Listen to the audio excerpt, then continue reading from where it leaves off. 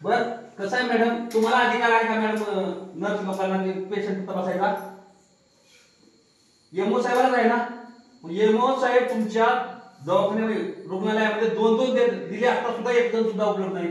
Madam patient तुमच्या पायरीवरती बसतोय, साहेब आता लाभ करून आयुष आराम मजा करत तिथं बसले, त्यांना यायला 1 तास आहे, तो पण पेशंट मरून गेल्यास कोण आहे त्याचा जबाबदार? अशा ड्युट्या करतात का तुम्ही?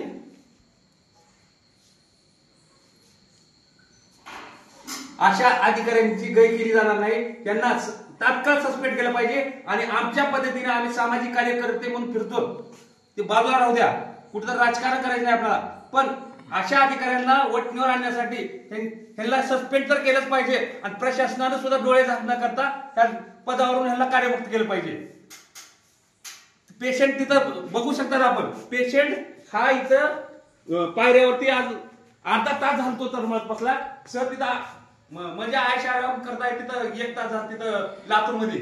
आणि आम्ही त्यांना फोन करून विचारलो आता सर आपण कसं काय देणार आहात, तर सर बोलतात की आज माझी साप्ताहिक सुट्टी आहे. पण जेव्हा आम्ही साहेबांना बोललो, पीएचओ साहेबांनी काय बोलले की आज कुठली साप्ताहिक सुट्टी नाही ना, काहीच नाही, आमचं चुकलं, आम्हाला माफी करा. आता तुम्ही सर्वसामान्य इथं सेवकांच्या जीवावरती गेटला कुलूप लावून तुम्ही निघून जातात का? हीच पगार ह्याच्यासाठीच पगार देऊ लागेल का तुम्हाला शासन?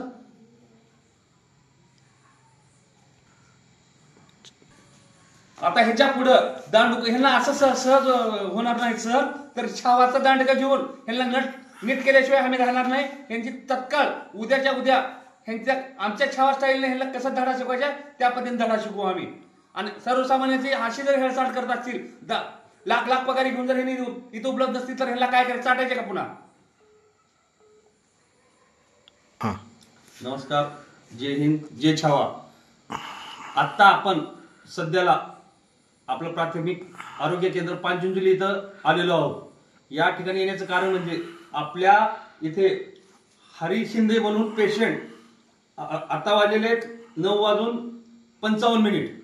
तर ह्या ठिकाणी मला 9:20 फोन आला होता हरी शिंदे या व्यक्तीचा की भैया माझ्या पोटात खूप दुखू लागलंय, इथं आलो तर आता कुणीही डॉक्टर साहेब उपलब्ध नाहीत.